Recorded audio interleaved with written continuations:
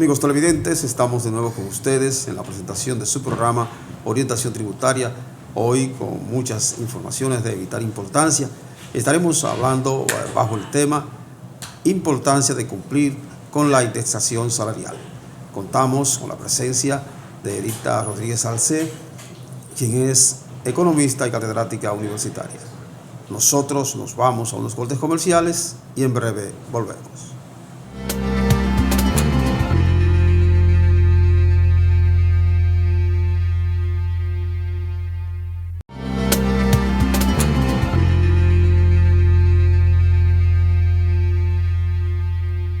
Continuamos en la presentación de su programa Orientación Tributaria bajo el tema Importancia de cumplir con la indexación salarial, con la participación de la maestra Edita Rodríguez Salcé. Distinguida, bienvenida a nuestro programa. Muchas gracias, Ramón, de nuevo por acá. Gracias por recibirnos, por invitarnos y sobre todo por esta oportunidad para poder compartir con tu público que todos los domingos está ahí como toque de queda esperando a ver qué trae orientación tributaria. Porque como bien lo dice el nombre de este programa, aquí se orienta a la gente en temas tributarios y de economía en general. Sí, el momento actual requiere la implementación de diversas medidas y una de ellas, que es de vital importancia, es el cumplimiento con la indexación salarial, en virtud de que hace bastante tiempo que no se indexan los salarios y la inflación, que es galopante, está afectando el poder adquisitivo de los ciudadanos. Entonces, urge ya que se cumpla con lo que está establecido, por cierto, en la ley, y los ciudadanos están a la espera de que desde el superior gobierno se envíen señales claras y precisas y que se cumpla con lo que está establecido. Bueno, primero la indexación salarial es un mecanismo que permite ir ajustando los salarios de las personas en función de la tasa de inflación aceptada por el organismo oficial, que en este caso es el Banco Central.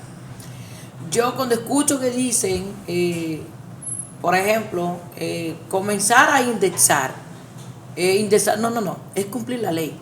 Porque hay que decir, Ramón, que la indexación salarial está establecida en dos artículos de la ley 1192, perdón.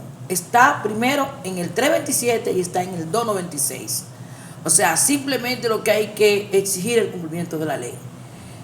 Y fíjate que en el caso de la República Dominicana, desde el 2017 se está incumpliendo la ley 1192.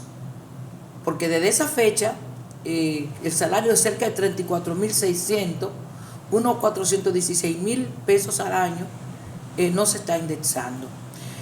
Vimos recientemente al senador del Distrito Nacional, Omar Fernández, refiriéndose a una suma que la gente quizá no entendió, porque él hablaba de 52.000 pesos, cerca de 15.000 pesos de diferencia entre 15 y 17, entre lo que desde 2017 se ha mantenido, que son 35.000 pesos, 34.600, casi 35, a lo que debería ser. A lo que él se ha referido básicamente es a que si la indexación se hubiese mantenido al nivel que se inició en el 1996, obviamente que ya el salario indexado fuera cerca de 52.000 pesos. Y eso es importante tomarlo en cuenta por lo siguiente, porque cuando se inició la indexación, que fue en el año 1996, se partió de un monto de cerca de 8.200 pesos.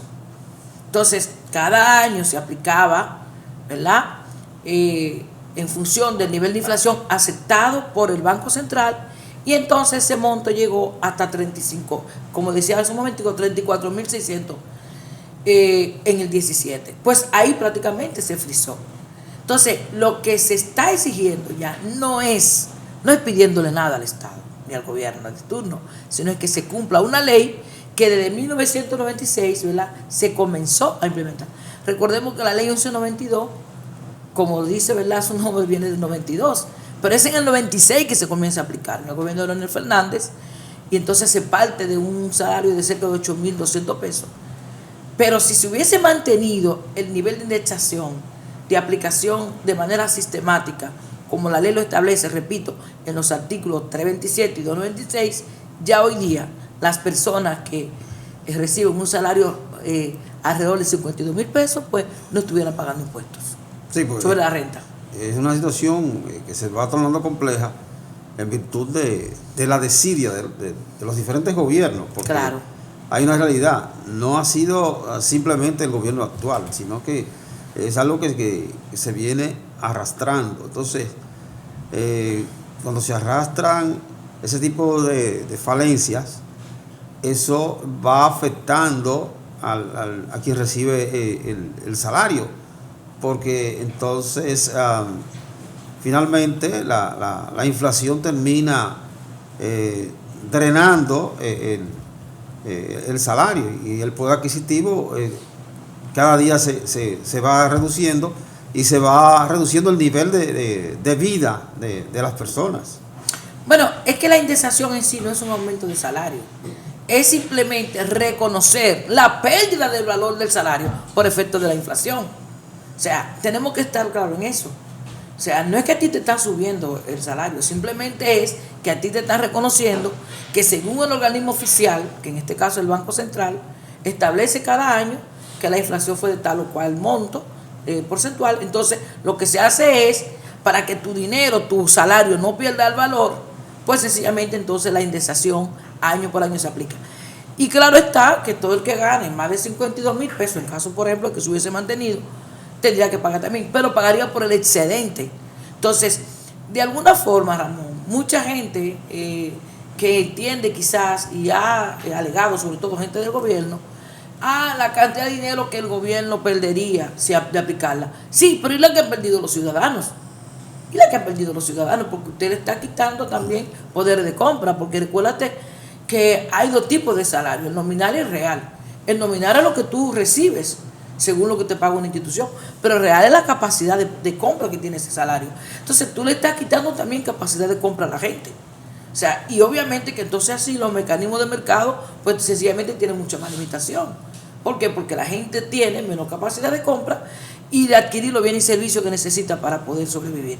Entonces, en un país donde la canasta familiar ronda precisamente cerca de los 50.000 pesos, negarle a la ciudadanía indexación salarial, volver a retomar un camino que no se debió dejar en el 2017, independientemente del gobierno que fuera, que no se debió dejar, porque, vuelvo y digo, es un derecho, no se está pidiendo nada. Y yo felicito a los legisladores, tanto del Senado como de la Cámara de Diputados, que fueron al tribunal a someter una instancia en ese sentido. No se está pidiendo nada. Y lamento que en este caso he visto pocos grupos sindicales exigiendo un derecho a los trabajadores, porque esto es un derecho. No se está pidiendo nada, no se está mendigando nada, se está exigiendo un derecho que desde el 2017 se le está negando aquí a la ciudadanía. Y fíjate que recordemos que estamos hablando de las cifras que plantea el organismo oficial, en este caso el Banco Central, que muchas veces la gente siempre entiende que está subvaluada, que la inflación es mucho más alta. Qué bueno que usted dice que hay que tomar en cuenta el hecho de que actores desde el gobierno dicen que si se hace una indexación salarial, el gobierno tendría que hacer un sacrificio. Entonces usted dice, no, es que el sacrificio lo está haciendo el contribuyente, el pueblo en sentido general. Y fíjese, me sorprendió, porque a veces uno ve cosas que parecen propias de historietas y de cómics. Se le ocurrió a gente vinculada al quehacer político llevar personas al área del Congreso, la transportaron en minibuses, para que ellos protestaran en contra de la indexación. Digo, pero ¿y esto? Pero es una locura. El pueblo está desorientado y entonces aprovecharse de esa desorientación y políticos buscar personas para llevarla al área del Congreso para que digan que no es necesaria hacer una indexación. Eso es una cosa que es propio de prácticamente una mente retorcida. Bueno, pero eso tiene, bueno, lo que pasa es que, te digo algo, Ramón, hay que entender el nivel educativo del dominicano común y sobre todo cómo a veces la gente, sus derechos, a veces ve como una dádiva lo que son sus derechos, exigen como dádiva lo que son sus derechos. Los que hemos trabajado en el sector tributario y que te damos seguimiento por nuestra condición de docente y de los trabajos que hemos desarrollado en diferentes instituciones, y tenemos que darle seguimiento a los fenómenos económicos y al comportamiento de la economía general, siempre hemos planteado, no desde ahora, que cómo era posible que algo que se venía sucediendo en 2017, aquí nadie lo saca a colación, que tengo que decir y reconocer que el joven que fue el legislador del partido, no recuerdo cómo, Opción Democrática, creo que se llama, Horacio, él fue de los primeros que sacó a colación el tema. Él estuvo en la gestión pasada y hay que reconocer que fue el primero que sacó el tema, pero que mucha gente no le hizo caso. Que lleven personas al Congreso o a otro escenario a hablar contra la indexación, simplemente es resultado de dos cosas. Bueno, de lo que es la forma de hacer política irresponsable de la República Dominicana, del clientelismo y de la ignorancia de la gente. Sí. Porque ¿cómo tú vas a protestar por algo que es tu derecho? Porque al final, te voy a decir algo, la indexación lo que busca es evitar que usted pague más impuestos, no porque haya aumentado su salario, sino porque aumentan los precios. Porque el problema está que en este caso, lo que en la medida que aumenta la inflación, tú tienes menos capacidad de compra. Entonces, es el Estado que reconoce un porcentaje que debe reconocértelo a ti también. Y fíjate que en un país organizado donde se respetan las leyes, ¿verdad?, y el orden social, jamás tú verías este tipo de cosas. Pero menos todavía personas protestando contra un derecho de ellos mismos, que vuelvo y te digo, tiene mucho que ver con la forma de hacer política irresponsable en la República Dominicana, de la clase política, por parte de la clase política, pero también de la ignorancia de los ciudadanos muchas veces, que se prestan para ese tipo de cosas, sin saber que ellos mismos están atentando contra sus propios derechos. Hay un elemento que usted ha traído a colación y es que usted dijo, las centrales sindicales no han salido a defender los derechos de los trabajadores, en este caso a defender la indexación. Pero es que hay un elemento que se debe tomar en cuenta, y es que el Ejecutivo de la Nación, en esa forma de festinar pensiones, ha asignado pensiones cuantiosas a los dirigentes sindicales y le ha otorgado prebendas, sinecuras, canonjías y demás. Y hoy los dirigentes sindicales ya no son en realidad dirigentes sindicales, sino que son una dirigencia comígrafa. Entonces, por eso no se interesan por los problemas y los intereses de la clase trabajadora. Lamentablemente es así.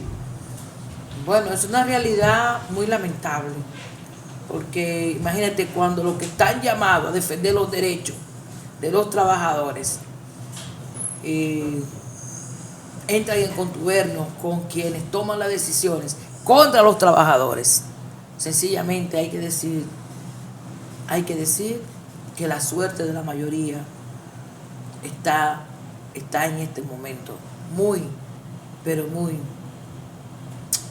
en incertidumbre. ¿Por qué? Porque yo he visto tantas cosas con referencia a este tema y tantas posiciones de gente que tú dices, pero Dios mío, y es que realmente no acaban de entender que es un derecho. es que no acaban de entender que eso no es solicitando algo que tú deseas, quisieras, ni mendigando tampoco una dádiva. Entonces, creo también que tiene que ver con lo siguiente. Esa parte que tú dices que lamentablemente, ¿verdad? El contubernio, los intereses particulares, los favores recibidos, pero también tiene que ver con que a veces no solo la responsabilidad, sino la falta también de compromiso de la misma clase empresarial, que tampoco no tiene muchas veces conciencia de que un trabajador mejor pago, un trabajador donde sus derechos se les respeten y sobre todo donde se tome en cuenta el real aporte que hace a una empresa, eso te lleva a ti a tener un trabajador mucho más productivo, mucho más eficiente, mucho más comprometido. Entonces, fíjate que es una irresponsabilidad de todas partes. Y mira una cosa, Ramón. Tú analizas cualquier país de América Latina donde esta figura existe mucho antes que en República Dominicana. Y estas son cosas que no se estuvieran debatiendo. No tienen por qué estar debatiéndose. No debería haber ningún tipo de necesidad de debatirse porque los derechos no se mendigan. Los derechos se exigen. Y en el caso de República Dominicana, donde por sí los salarios son muy bajos, es peor todavía porque de por sí en la República Dominicana uno de los problemas que hemos visto inclusive en la seguridad social es precisamente los salarios tan deprimidos que tiene aquí la mayor parte de la población. La mayor parte de la población aquí gana muy poco. Estamos hablando que el salario mínimo general está por debajo de 25,000 pesos, pero la canasta promedio general está en cerca de 50. Y la canasta del quintil 1, ¿quién es el quintil 1? La mayor parte de la población dominicana que tiene una canasta mínima. Y ese quintil 1, esa canasta está cerca de 27,000 pesos. O sea, que la canasta mínima para sobrevivir de una familia está por debajo, ¿verdad? Inclusive del salario mínimo. Entonces, si a eso tú le agregas también que le quiten un derecho, como indexarle todos los años el nivel de inflación a su salario, señores, es un abuso. Esto es un abuso. Es algo que en un país donde se respeten los derechos de la gente, un país medianamente organizado, sencillamente eso no podría pasar. Aquí en República Dominicana solamente se ve ese tipo de cosas. Bueno, en los lugares donde se ven esas cosas, alguien diría, esto no es un país, es una caricatura. Y otros irían más allá, dirían que esto no es más que un conuco. Porque, caramba, ¿cómo es posible que si todo está establecido en la ley, ¿por qué no se puede cumplir? ¿Por qué desde el Estado, que debe ser garante de los derechos del ciudadano, desde el propio Estado entonces se violentan derechos? Mira, la inclusión de los artículos 296 y 327 en la ley 1192 fue una conquista. Fue una conquista del proceso de reforma que se dio en los años 90. Como tú sabes, la década del 90 fue la década de la reforma y del crecimiento con estabilidad. Luego de la década del 80, que fue la famosa década perdida de crisis en toda América Latina y República Dominicana, ni hablar. Entonces, la ley 5911, que fue la anterior a la 1192, no contemplaba este tipo de figuras y mecanismos. Entonces, decimos que fue una conquista porque en el proceso de discusión, que como tú recordarás, en los años 90 se dio el famoso diálogo tripartito, sí, donde participaron los empresarios, los sindicatos y el Estado. Entonces, eso fue una conquista. Eso fue una conquista del sector. De cuando funcionaban los sindicatos, por cierto, ¿verdad? Eso fue una conquista del sector laboral, de que se incluyera en la nueva ley 1192 la indexación.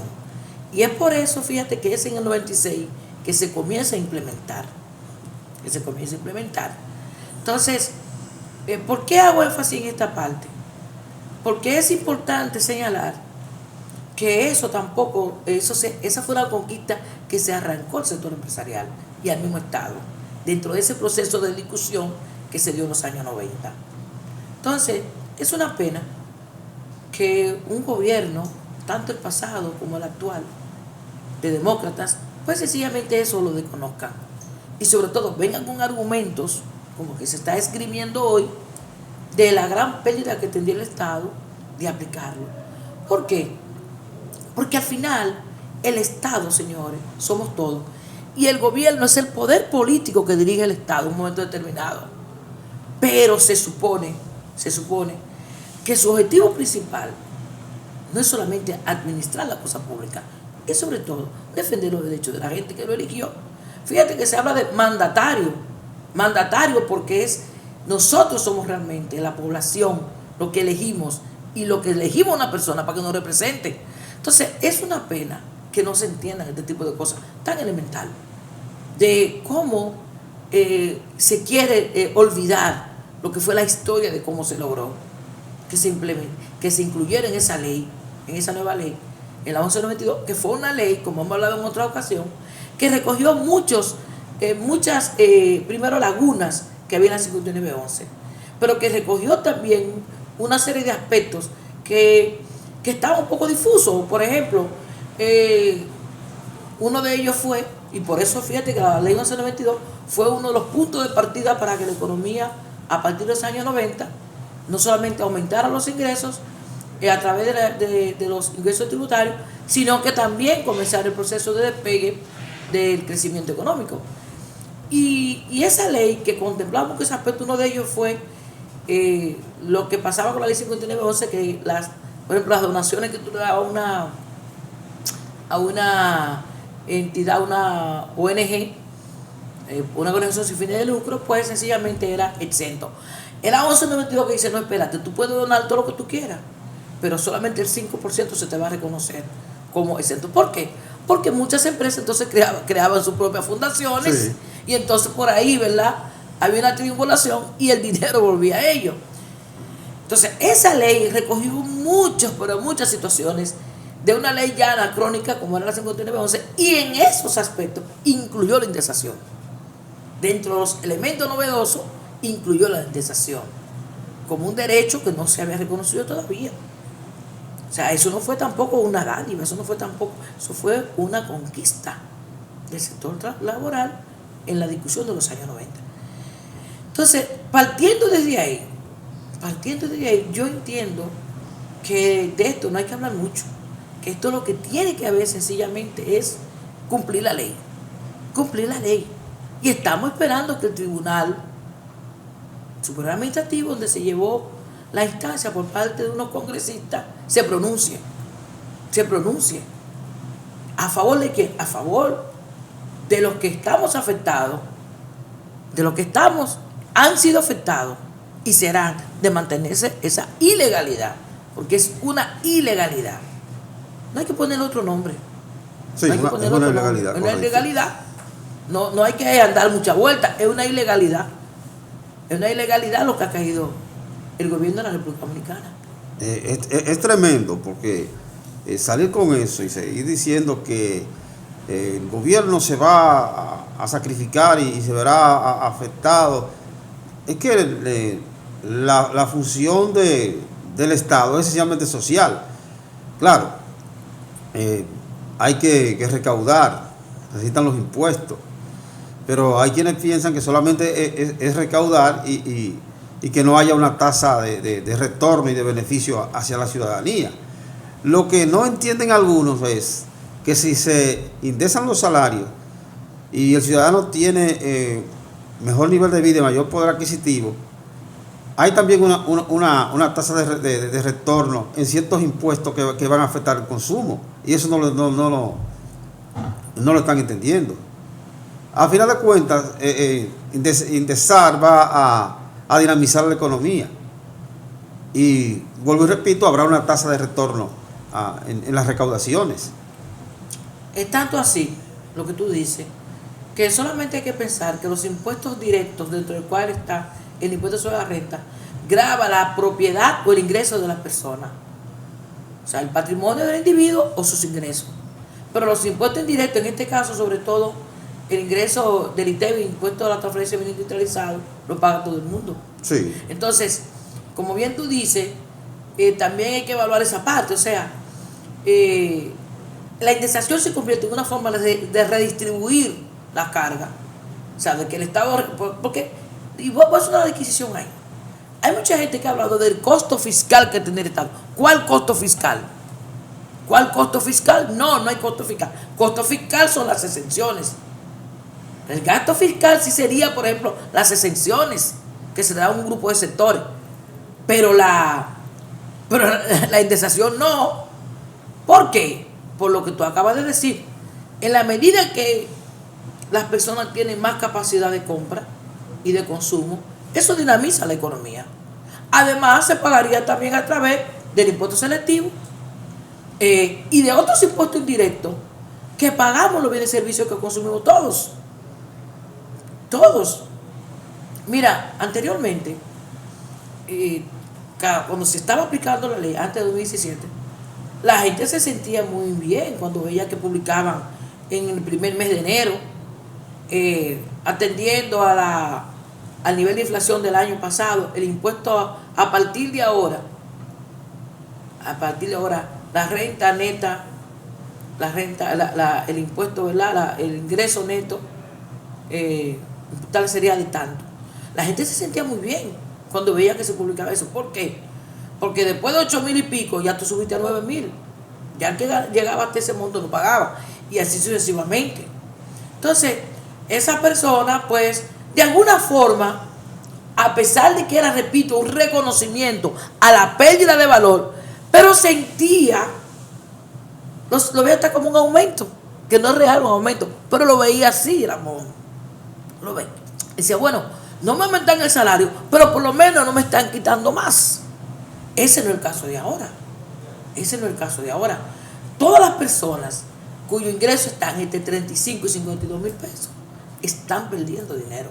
Y el Estado le está quitando dinero a través de no aplicarle su indexación. ¿Por qué? Porque solamente tenemos que recordar que el año antepasado la tasa de inflación fue cerca de un 8. ¿Y qué quiere decir eso entonces? Que ese 8 se lo iba a aplicar a la gente. Sí. Entonces tú estás perdiendo dinero y perdiendo valor de lo que estás recibiendo. Maestra, está interesantísimo.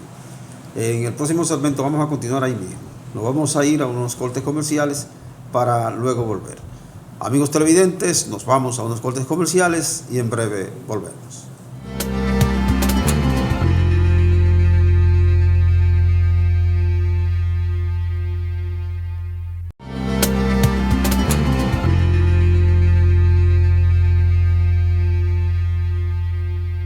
Seguimos en la presentación de su programa Orientación Tributaria con el tema Importancia de cumplir con la indexación salarial.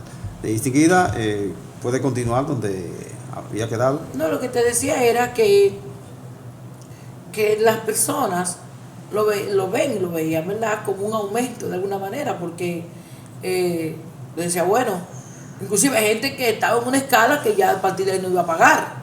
Entonces es igual, por ejemplo, que el IPI. Fíjate que el impuesto a la propiedad inmobiliaria, cada vez que aumenta el monto exento, pues sencillamente mucha gente respira, pero no es que le están dando nada, simplemente es que el mismo nivel de encarecimiento, ¿verdad?, de las propiedades, metida la inflación por ahí mismo, pues entonces sencillamente te va a ti cambiando ya el monto exento. Entonces no podemos verlo esto como algo tan simple. No es tan simple. Es simplemente la falta de cumplimiento de la ley. Y otra cosa es, Ramón, que tú sabes por qué da más pena este proceso, tener que estar hablando de este tema frente a los amigos televidentes. Porque en otras cosas la ley 1192 sí se aplica. Ahí, entonces la ley es buena para algunas cosas y no para otras. O sea, la ley es aplicable en unos casos y no en otros. Entonces, tú dices, bueno, pero es un Estado de derecho. ¿Pero de derecho de quién? ¿De derecho de quién? Bueno, de derecho y de cumplimiento de aquello que le conviene a quien esté en el gobierno. No a este gobierno, no, a cualquiera que sea, porque no lo queremos personalizar contra el gobierno actual, porque tampoco el pasado lo hizo. Es simplemente que en un Estado de Derecho eso no debería estar discutiéndose, eso no deberían ser temas de discusión. Y te voy a decir algo,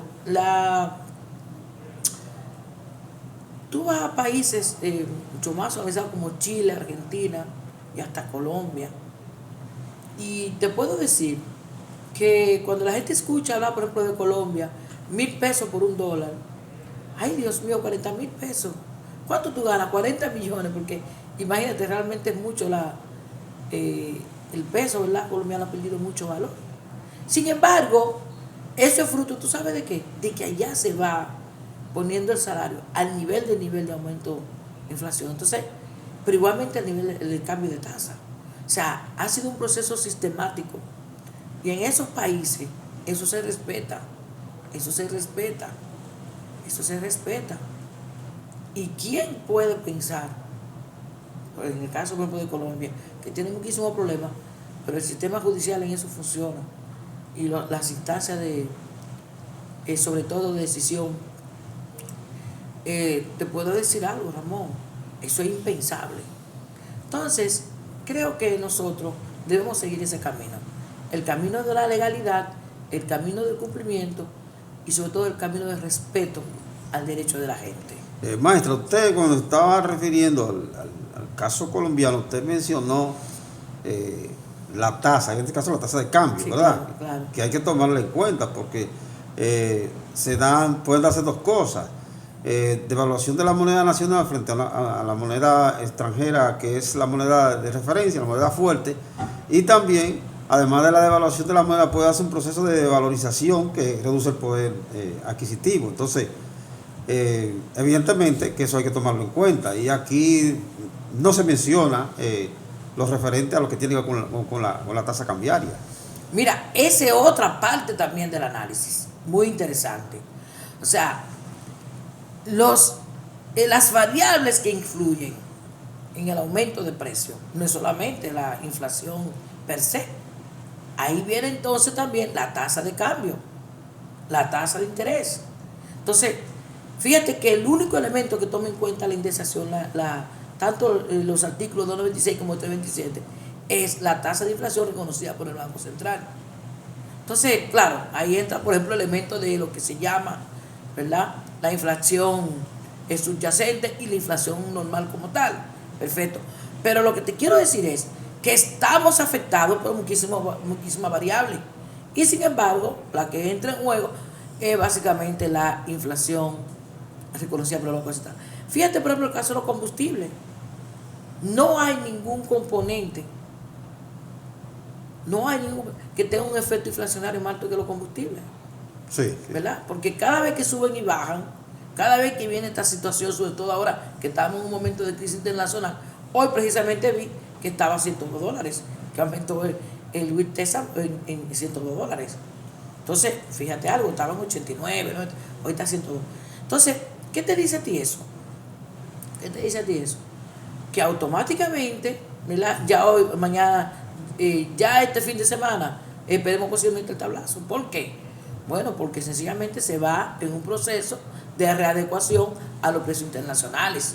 Entonces, contra eso, ¿qué puede hacer el ciudadano? Nada, o sencillamente seguir consumiendo, tener que aguantar o dejar de consumir otras cosas para poder seguir, ¿verdad?, manteniendo, ¿verdad?, su vida rutinaria y normal.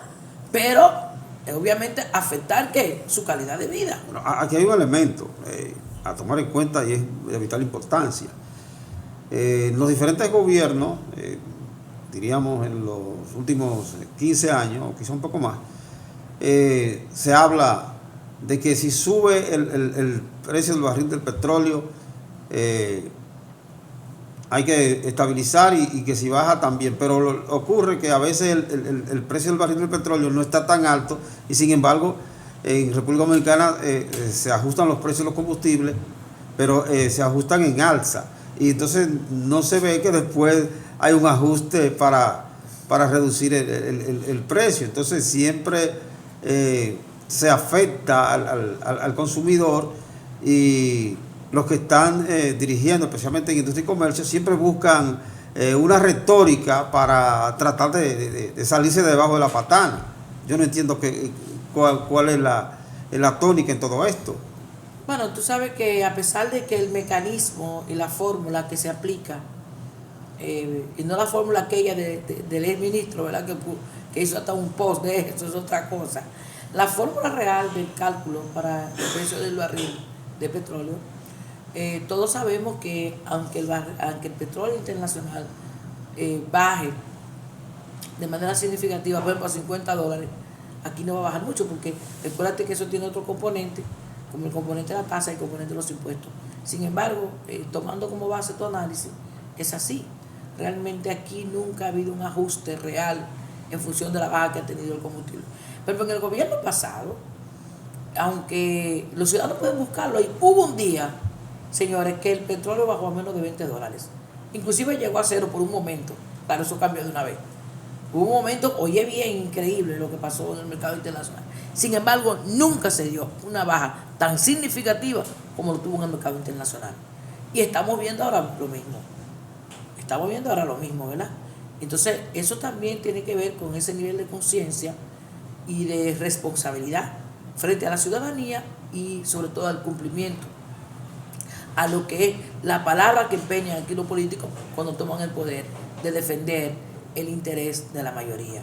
Entonces, por eso te digo que hay que ver que dentro de este tema de indexación, que lo que se toma como base para indexar es simplemente la tasa de inflación que el Banco Central, ¿verdad?, plantea, que tuvo durante el año, y sobre todo que los ciudadanos aceptamos como válida, porque no tenemos otra entidad que nos dé esa información. Entonces, para nosotros lo que el Banco Central diga, eso es. Pero ni siquiera eso quiere reconocer. Y si ni siquiera eso se quiere reconocer, entonces dime tú, ¿dónde vamos a llegar? Bajo el marco de este tipo de acción, ¿verdad? Y sobre todo de entender las cosas, de cumplir según el interés de quien esté al frente del gobierno. Es penoso que usted dice que estemos en ese tipo de discusiones, porque todo lo que está dentro de un marco legal, lo que corresponde es acatarlo.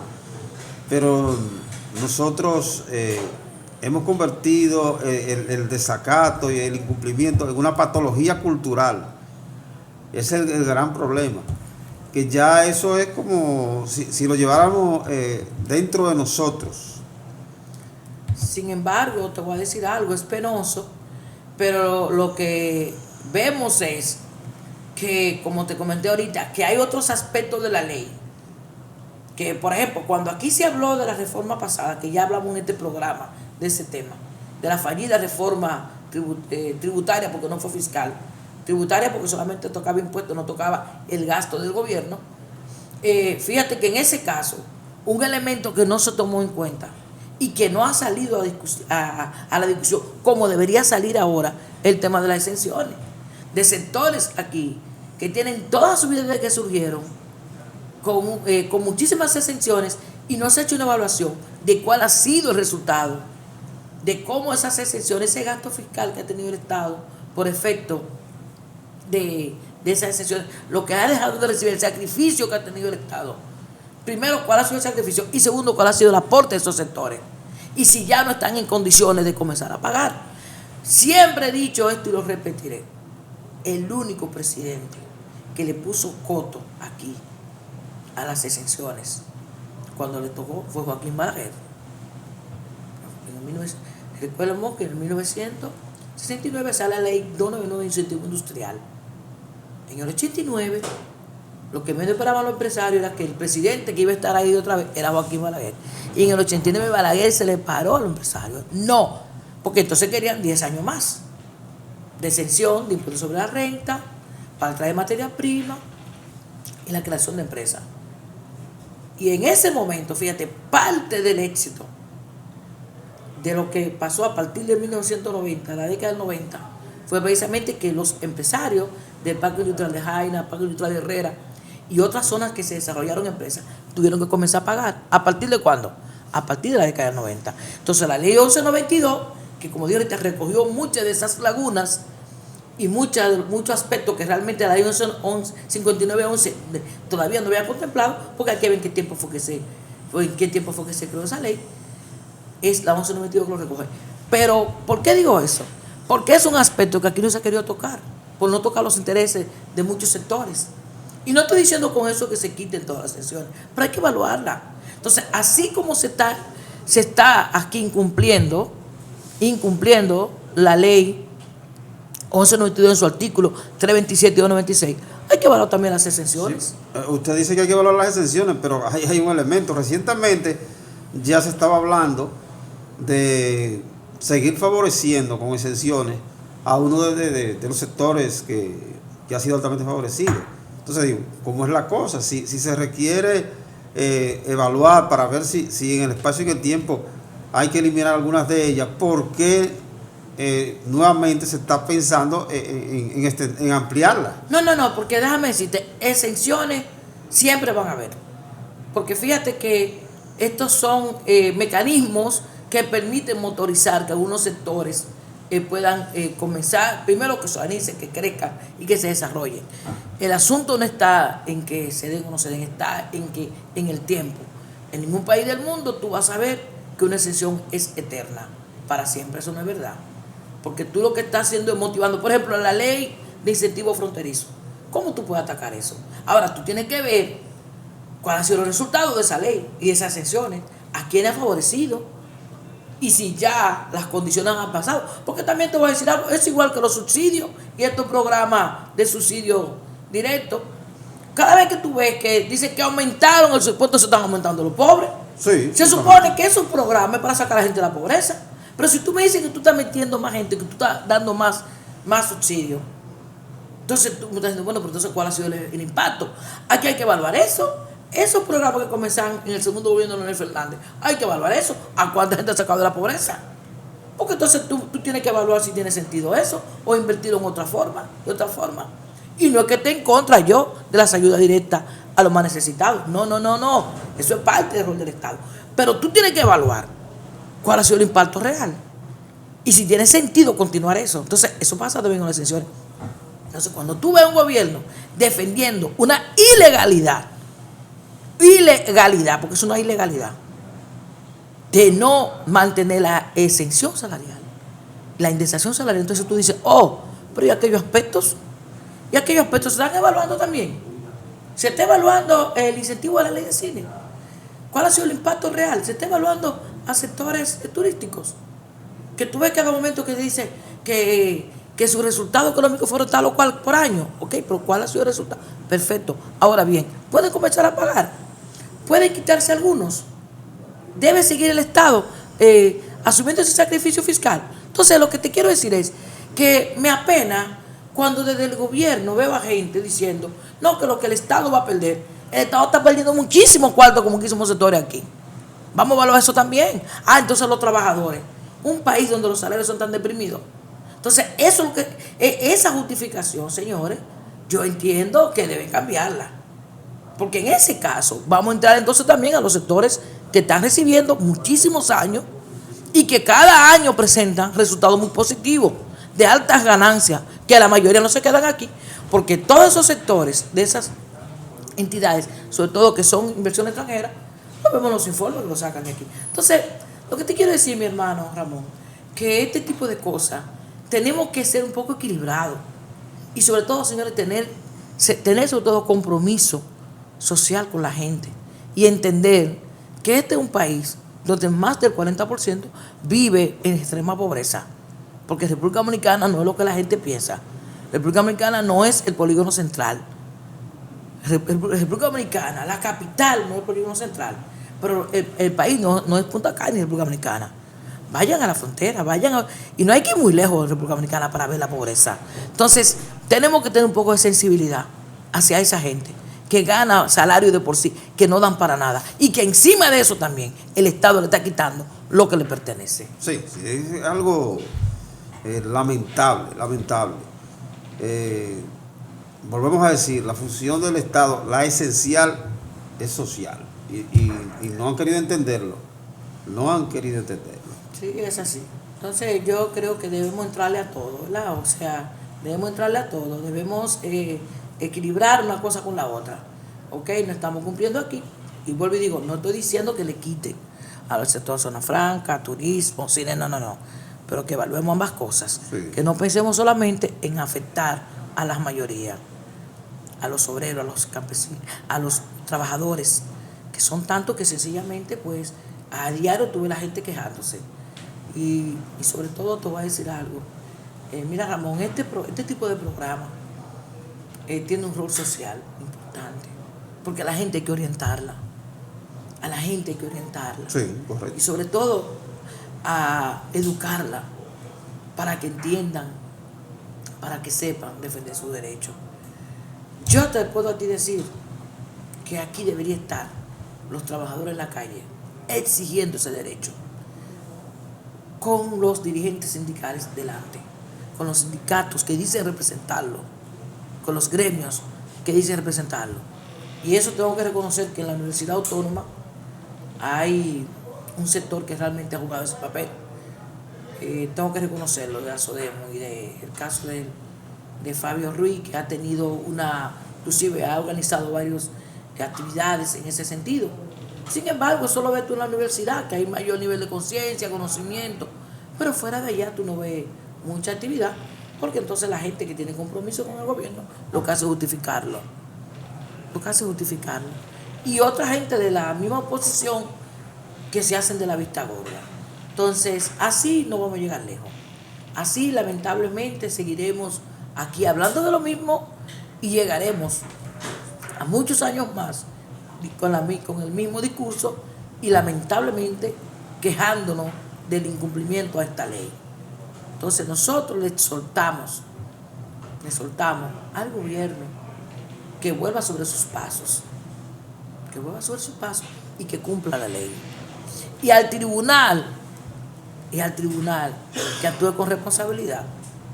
Porque la indemnización es un derecho, no es una dádiva, y no es pidiendo nada, es un derecho de los trabajadores. Y más que nada, es algo, señores, que hasta de conciencia con la gente. Aquí es un país donde hay demasiada pobreza y gente ganando muy poco dinero, para también lo que le corresponde quitárselo por esa vía. Vamos a ser justos, vamos a ser equilibrados. Cumplamos la ley 1192 en su artículo 296 y 327. La indemnización salarial es un derecho. Punto. Sí. Los derechos no se mendigan, se exigen. Sí, es correcto. Para eso estamos, para orientar a la población, para edificar, para educar, con la intención de que la clase trabajadora, en sentido general, entienda y comprenda cuáles son sus derechos, que los exija y que los haga cumplir, y que comprendan correctamente de que no están mendigando, simplemente están reclamando un derecho. Maestra, el tema ha sido muy interesante, ¿verdad? Agradeciéndole a usted su participación y dejando abierta una invitación para un próximo programa, ya para tratar otro tema. Gracias por venir a su casa. Gracias por desarrollar tan importante tema. Gracias a ti, Ramón, a tu orden siempre, y seguimos adelante. Esperamos que volvamos para acá para celebrar el cumplimiento de la ley. Correcto. Entonces, volvemos a repetir, queda abierta una invitación para un próximo programa. Amigos televidentes, hemos llegado a la parte final de su programa Orientación Tributaria, agradeciendo su sintonía. Pásenla bien.